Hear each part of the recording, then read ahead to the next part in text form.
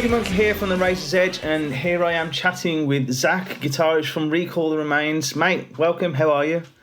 Hi Dan, glad to be here. Thanks for having me on. Yeah, I'm not too bad. How you doing? Yeah, man, I'm all good. Thank you very much. You had a good Easter? Yeah, it's been all right. Nice and relaxing. Done some stuff with the band, so that was nice. Sick. But yeah, just lots of chilling, really. Nice one, man. Well, let's cut to the chase, man. You guys have just dropped your debut EP, Dead Dreams, on the 5th of March. I'll say just, we're about a month or so since the release, but anyway, just is going to do better. So this EP has been a long time coming, as you've been around since 2017. So talk to me a little bit of how did Recall the Remains begin, how did you get involved, and so on.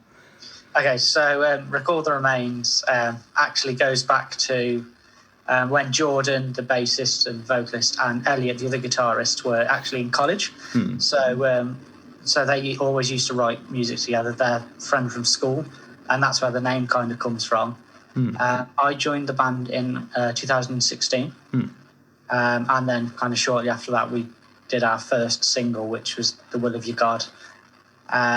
Then we kind of played a few gigs as a four-piece, but then we decided that we needed that extra person up front to add a bit more energy to the set, so that's where Jacob came in. And he certainly does.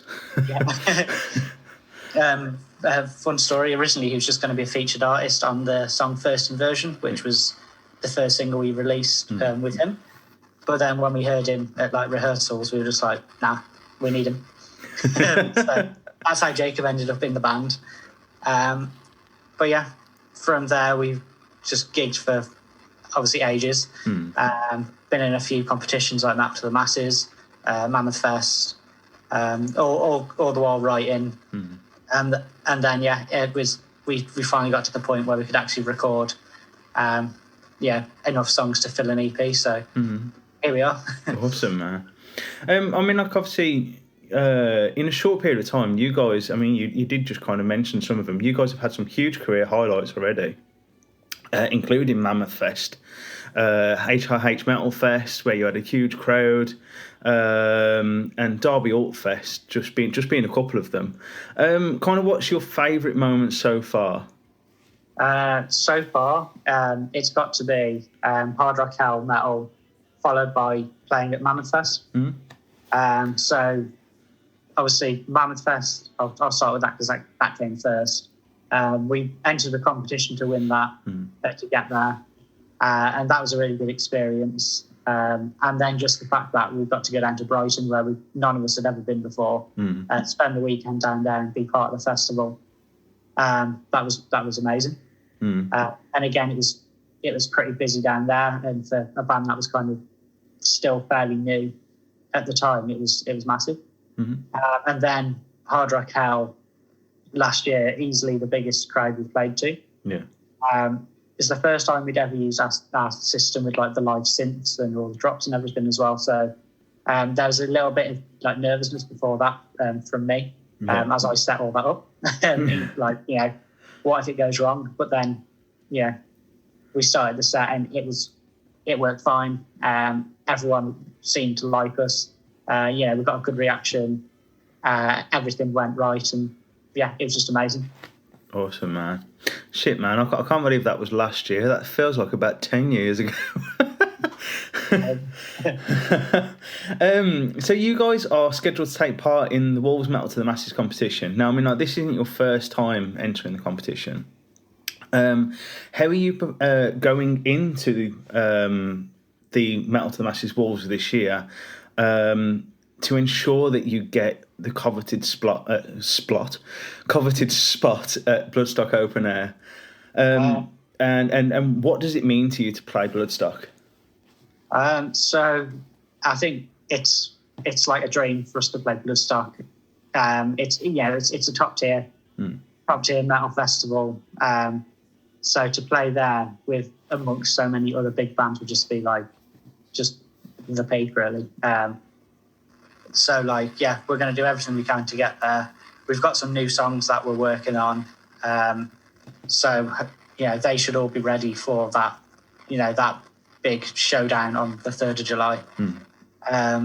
And, we've learned from our past Metal to the Masses experiences that, all we can do is turn up and just be ourselves and put everything into it. Yeah. We've had things go wrong in previous years, like guitar amps stop working and all that. But, all we can do in those moments is just be ourselves, and, hopefully we'll get there.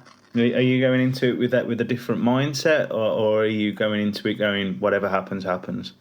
I'm very much whatever happens. Like, I'm confident that we can win it. There's some really good bands that we're playing with, but I feel confident that we can win it. We were confident last year before the world ended that we were going to get through to the final. So we're just basically picking up from where we left off, really. Yeah. On that. Awesome, man. So now that you've released Dead Dreams, what's next for Recall the Remains? Are you planning on getting back in the studio anytime soon, or? Yeah, we've already got some time booked for summertime. Awesome. And I'm not sure how many songs we're going to be recording yet, but it's definitely more than one, but less than 10. So not quite an album yet. No, we'll see how well we get on. Yeah. Is there a reason why you sort of focus more for singles? I mean, you guys have sort of gone down the singles route. Is that a marketing choice, or is that a finance choice, or what? It's mostly finance, if I'm being honest. Recording an album, it means we'd have to save up, thousands between us for a good year, not release anything for ages. And then kind of spend all that money on 2-3 weeks in the studio in a big batch of time. Yeah. The problems with that currently is, we all have jobs, and not all of us can take that much time off in one go. So there's the financial aspect, and also I think if you look now at the kind of industry and people's listening habits in general, it's very much people like playlisting things as opposed to listening to albums. Yeah. So it's partially about that aspect. If you can release a single every 6 weeks or 2-3 months or something, there's a good chance that single will get put in people's playlists, or people will listen to that one song and like it and share it with their mates. Whereas if you just don't do anything for ages and just release an album with maybe 1 or 2 singles, people might not like the singles, but there might be a track or 2 hidden on the album that they might actually really like, but don't get a chance to hear because we didn't release it as a single. Yeah. So it's one of those really. I'm sure we'd love to do an album where, especially kind of a concept album where everything's kind of linked. Yeah, there's some nice themes, but looking at the kind of industry now, it's might not be the best option if we want to kind of grow ourselves. Yeah, definitely, man. I mean, it's one of those things you've got the old guard, which unfortunately I'm getting into that bracket now of the old guard. You've got the old guard who goes out and buys all the albums and all that sort of thing. But yeah, I mean, kind of. But I know myself, when I'm at the gym, I literally just stick a playlist on, and it won't go through an album. It'll just be random tracks and that sort of thing. So now, man, you're totally right, and it's one of those things. There's no right or wrong answer to this industry, is there? Really? It's I love buying albums, but yeah. Yeah. It's just moving with the times, I suppose. Yeah, exactly. So, I mean, you guys record with the legend that is Tom Gittins of Monochrome Productions. I mean, the reason why, I've got history with Tom myself, recording there with Left for Red. So talk to us a little bit about the writing and the recording process. I mean, did you write a lot with Tom, or were the songs pretty finalised when you took them in there? And what does Tom add to the band?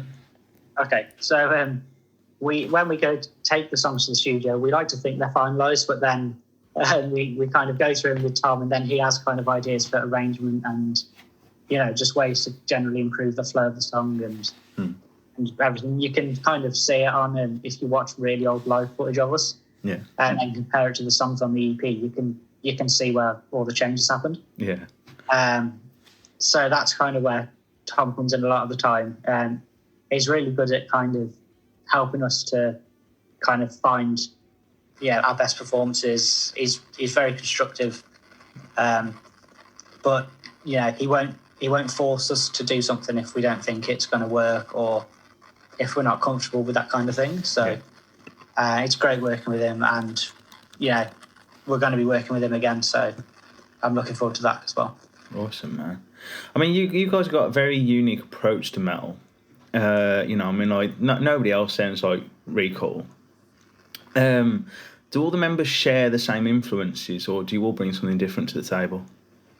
So we are all very, very different in our influences, I think. Like you've got Jordan, who likes a lot of symphonic metal kind of stuff, like Nightwish. He also likes bands like Rammstein. Yeah. Whereas Jacob is much more of a deathcore fan. Yeah. Which is, you can hear that in his vocals and maybe some of the riffs that we have on the EP. I like thrash and kind of like older metalcore, like Bullet for Valentine. Yeah. I'm wearing one of their shirts right now. And then Elliot's into that kind of genty proggy stuff as well. So yeah. And then finally Ant is like, he likes Lamagard, Alaka, stuff like that, and Slipknot. So yeah, it's a massive mismatch of stuff. So who kind of is the main songwriter in Recall, or do you all kind of come in and bring it to the table and write together, or?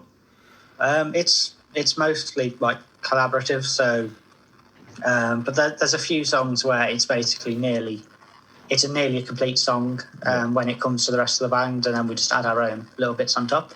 Like Deadlines is a good example of that. That was actually a song written before I joined the band. Yeah. And then when I joined, it was just kind of adding my extra bits on top, which was mostly like a lot of the lead guitar bits. Yeah. So yeah, it depends. I think when we go back to being able to like actually just sit in a room together at someone's house and write, we'll get back to collaborative stuff. But while we've been in lockdown, it's been a case of like me or Elliot will be working on a song, and then we'll get basically a structure set out for it with like the main riffs, and then send it across. Yeah. And then people will say if they like it or not. Yeah. Awesome, man. Obviously over the pandemic, it's been pretty damning on the live music scene. How have you kept Recall the Remains relevant? That's a good question. So in the gear up to the kind of EP release, we managed to release 3 singles off it. I managed to get videos filmed for all of them. Yeah. So they were done like kind of between lockdowns, making sure we weren't breaking any COVID rules and all that. So yeah, it was a bit tricky, but we managed to get it. But yeah, we managed to get kind of those out. We did a live stream for the 0161 Manchester Underground Metal Community. Yeah. Which are a great group on Facebook. So we did that, I think it was November time. Yeah. So that was good. And then, EP release in March, as you've already mentioned. And we've also got filmed a live set for Unmute Rock Metal Festival, or Rock Music Festival, sorry. Yeah. Which is in aid of Tanova's Cancer Care. Yeah. So that's going live on the 1st of May. And tickets are available now. I don't actually know when this is airing. It'll be before then, I would have thought. Okay, cool. But yeah, that's on the 1st of May. It's £10 a ticket. There's also a raffle going ahead where you can win a meet and greet off Funeral for a Friend, Holding Absence, so the headliners, or Phil Campbell from Motorhead. So that's pretty cool, if you ask me. Perfect. But yeah, we've recorded a live set exclusively for that. We did that like 2 weeks ago. Yeah. At a local theatre. And that's just a full playthrough live of Dead Dreams. Yeah. So if anyone wants to see that, Unmute Rock Music Fest. Cool, nice one, man. Well, obviously you've just sort of said that you've recorded like a live set for that. So what can we kind of expect from your performance there, and why should we tune in to see Recall the Remains? So it's got good energy, and you can see we can actually play the songs live, which is nice. Yeah, so it's kind of kind of a preview of what to expect when we're back, able to gig again. Yeah. It's well shot as well. So we use some really good videographers. So if you want to see a nice high energy set, which kind of like I said, previews what to expect when we're back gigging again, tune in. Nice. Also tune in for the other like 9 or 10 bands that are part of the festival. So awesome, man. So what's your biggest goal as the band? You know, where do you see yourselves going from here? Hopefully to Bloodstock this year, and then just kind of building on the momentum we had last year. Yeah. So I feel like things were building up to something big last year, and then obviously that got stopped. So trying to get that momentum going again and just seeing where it takes us. Yeah, hopefully get on some bigger, better gigs at the end of the year, and get whatever is following up Dead Dreams out as soon as we can, really. Yeah. Who are the kind of the top 2 bands that you'd like to see Recall the Remains tour with? Just in case they ever listen to this and go, oh, you know what? So I think Architects would be good. Error as well. Their new album is like album of the year. Yeah. I'm just listing bands who've released albums this year now. Just realised. I was going to say While She Sleeps as well, because their new album's a banger. But also they're just a top British band. And then like maybe Bury Tomorrow as well. Yeah. Love them. They're met them at various gigs, and they're very honest, down to earth people. So it'd be good to do a tour with them. Awesome, man. Well, mate, thank you so much for talking with us here at the Razor's Edge. I wish you all the best with Metal to the Masses and Unmute Festival.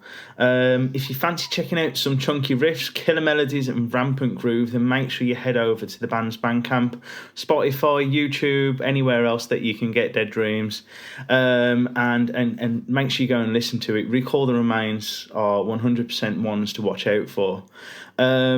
Also, don't forget to check out Recall the Remains on the 1st of May via Unmute Festival. Zach, thank you very much for your time, bro. And it's been great speaking to you, man. Yeah, you too.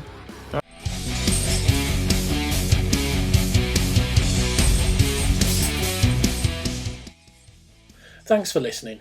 Make sure you keep up to date with future episodes by subscribing to our channels. For more information on this podcast, or for all the latest music news, reviews, interviews and more, head over to our website, www.therazorsedge.rocks.